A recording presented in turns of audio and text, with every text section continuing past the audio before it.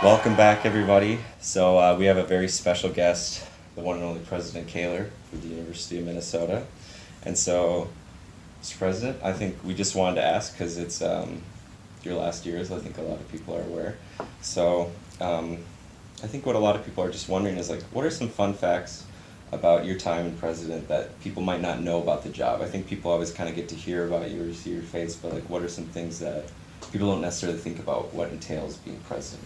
Well, there are a lot of fun and interesting sort of behind the scene things that I get to do that are enjoyable. One of them, for example, has to do with my friend Goldie. So you might know that Goldie is everywhere. Yeah. And Goldie is everywhere because he has a lot of friends. And so we've gotten to know some of Goldie's friends through the years. We typically have him over for dinner once a year typically.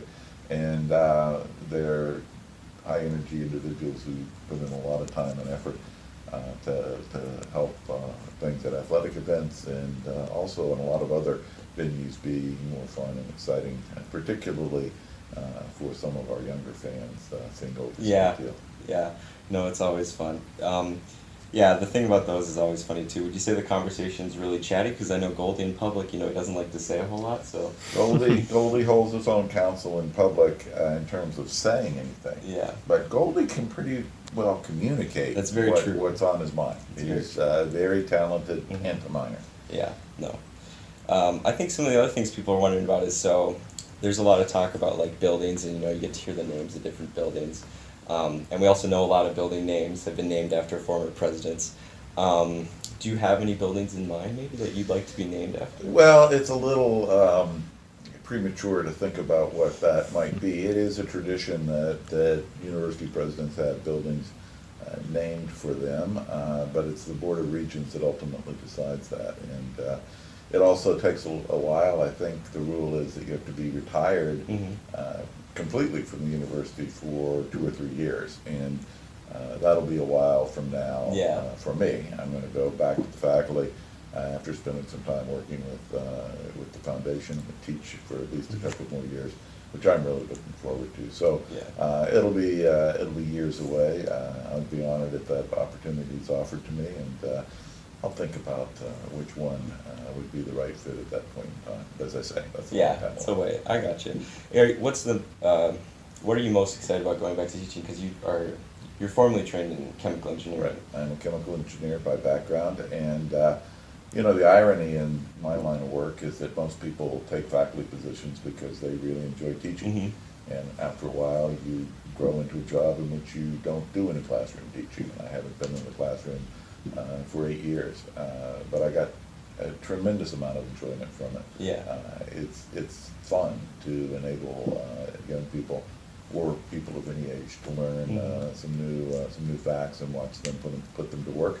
I get a lot of pleasure out of that, and I'm looking forward to being back in that business. Yeah, no, that's really cool.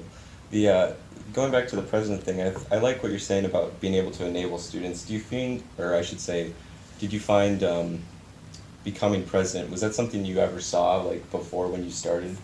Well, I always was doing something else besides my schoolwork or my research and teaching when I became a faculty member. I was very active in student government when I was a student. I was actually a student rep to the Board of Regents when I was a graduate student here.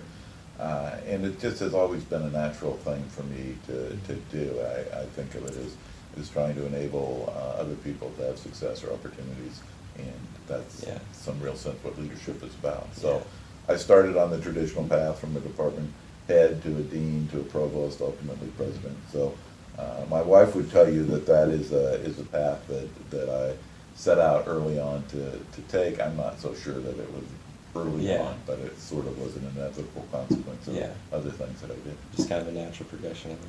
Would you say, what was like the biggest surprise about like once you got to be president? I'm sure like there's a lot of preparation and it's like a slow increase in terms of responsibility, but like once you're actually like in the desk, what are some of the things that you didn't necessarily see coming that you realized like, you have to deal with that nobody else really has to deal with? Well, when I started, I was surprised by 2 things. One is the depth at which we engage in scholarship, research, teaching, creative work.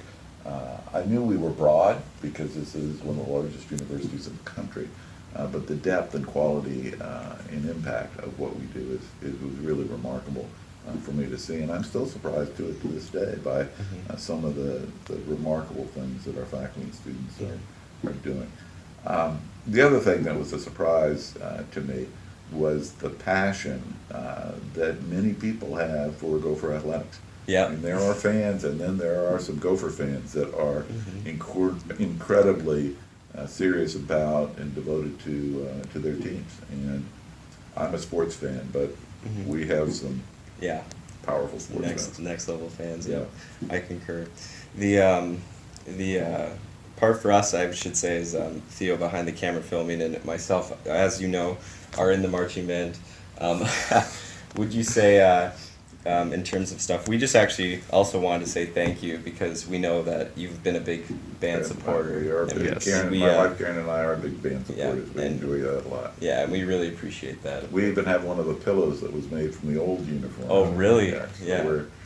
we see it every day. Yeah, no, we really appreciate that, and we appreciate all you've done to help our program. But I guess it's maybe just like one or two last things here. With being president and the new president coming in, if you were to give one piece of advice to her, as I'm sure, I don't know if you've talked to her yet. I'm sure. Like, what were some of the piece of advice or characteristics you'd say make for a good president of a big university? Well, I think the key element in almost any executive job is to listen carefully to a lot of voices. First, you have to seek to understand, and these are often complicated issues in the president's office. Observation is that you don't get to make a decision that's easy because the easy ones are already made before the problem gets to you. So you're making difficult decisions. You're sometimes choosing between two pretty good choices, and more often you're choosing between the lesser of the bad choices you have in front of you. So you want to listen. You want to get a lot of input and weigh it.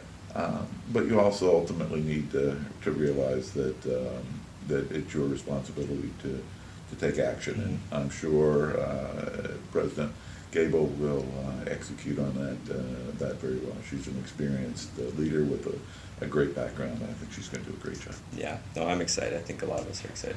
Just as one final question here, looking back now in your tenure as president, what's like your proudest achievement, if you even can pick one? Do you have one? Well, if I pick one, I always pick what we've been able to do with Minnesota resident undergraduate tuition.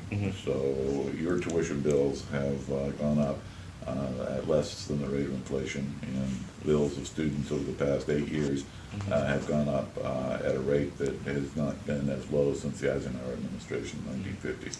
So we did manage to bend the cost curve with some help from the governor, help from the legislature, and some really aggressive cost controls. And I think that opens doors and opportunities for people like you and your cameraman and other students at the University of Minnesota. I'm proud that we've been able to do that. Yeah, and we definitely appreciate that. We also appreciate you taking the time to do this. It's a very incredible thing that just students like us can have a chance to meet and converse with you like this. So, like you said, really appreciate it. Thank you. Thanks for coming by.